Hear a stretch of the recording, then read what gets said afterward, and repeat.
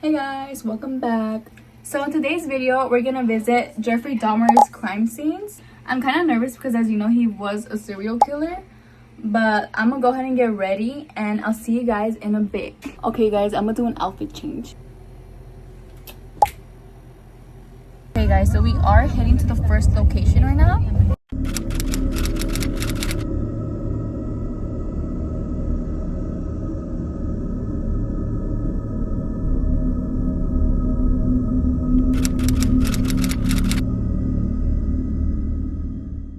Okay guys, sorry for the outfit change. It was pretty cold, so I had to put on some PJs, but this was the bar where he would take them out and get his victims.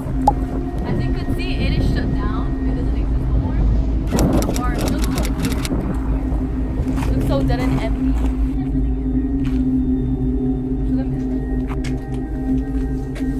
So there's nothing. There's like stairs, and I think the bar. I don't think this is a bar, dude. It is stupid. Okay. It's where he would get his victims and he'll go party. I think it was a gay club, but yeah.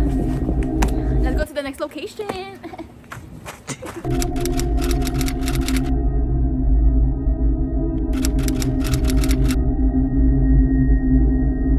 Okay guys, so this is another bar that he would also go in. He would also get his victims here and he would take them to this alleyway. He would just take them, I don't know where he would take them, probably his house, but... So the next location we're gonna go to is the apartment complex he lived and brought his victims to. I think they teared it down, but we're just gonna go ahead and see it. Jeffrey Dahmer would go to a gay bar called 219 Bar. This was his favorite place to choose his victims. He would get drunk, and once he got enough confidence, he would go up to his victims and buy them drinks.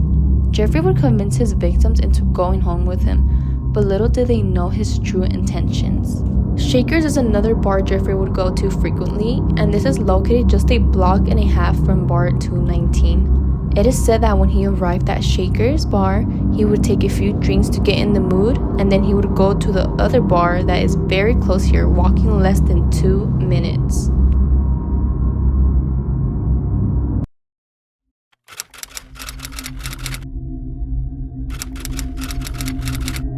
So you guys, we finally made it to the apartment complex where he lived and brought all his victims.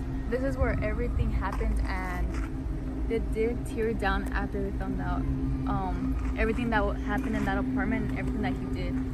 Where everything happened. So it kind of feels weird being here. It kind of gives me like a weird vibe, but it's kind of crazy being here.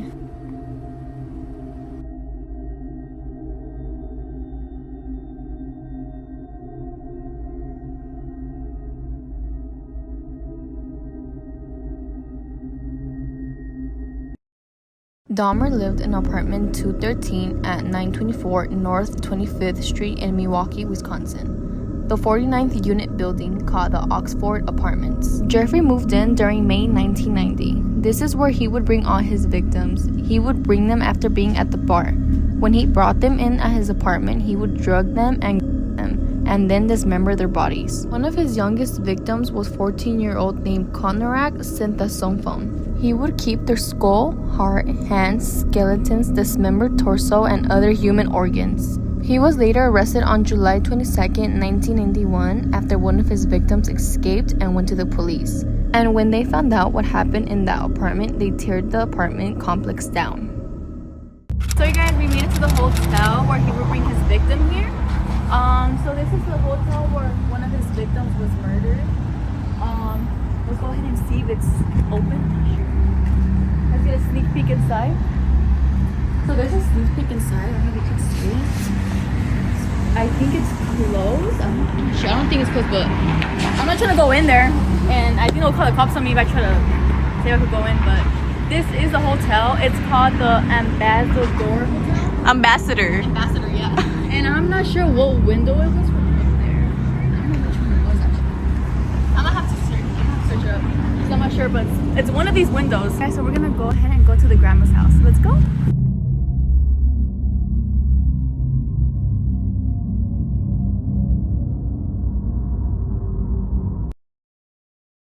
Jeffrey Dahmer went out for the night and he decided to bring a man to his room to drug and rape him. He went to a local gay bar and met Stephen Toomey.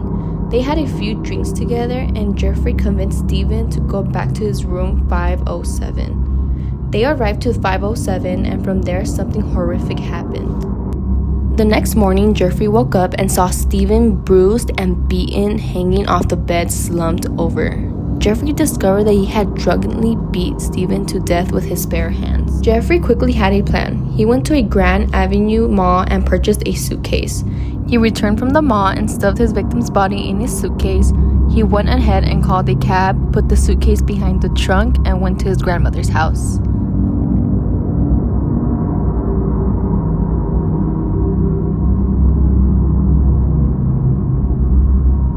When he arrived to his grandmother's house with his victim's corpse, he kept it for a week. After keeping it for a week, he dismembered the body. So you guys, he finally made it to his grandma's house. So he finally made it to his grandma's house where he would bring his victims here drunk. And one of the victims did get murdered here under the basement. So we're just gonna go ahead and check out the house. But we're gonna turn off the light because they're gonna think that we're spying on them or something. Let's just go real quick. You took forever to turn off the light. I know, sorry. It's so pretty here. Like the neighbor here is so So it's that way when we're through, you guys, right here. And I guess his room, I don't know which one his room was. I'm not sure if it was this one or this one that was his room. and the basement's right there. I think the basement is gonna be like down here. Let's just walk past it. No, let's just go back. Real quick. Look, get closer. Look. Oh my gosh. Yeah, let's go already. Okay, bye.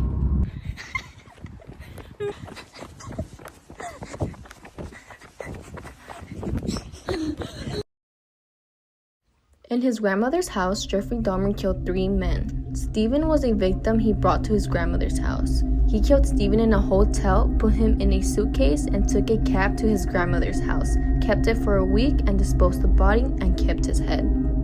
Another victim, James, was killed in the house and his body was left in the basement for a week and dismembered him. A second victim, Richard, was also killed and dismembered in the house. And a third man, Anthony Sears, was also killed in the house. Jeffrey kept his head and genitals. Jeffrey's grandmother had no idea what he was doing, but she was suspicious. His grandmother later did force him to move out in 1998. Okay guys, so we're at the location where he used to work. So when he worked here, they found body parts in his locker. But yeah, this is I think a chocolate factory job.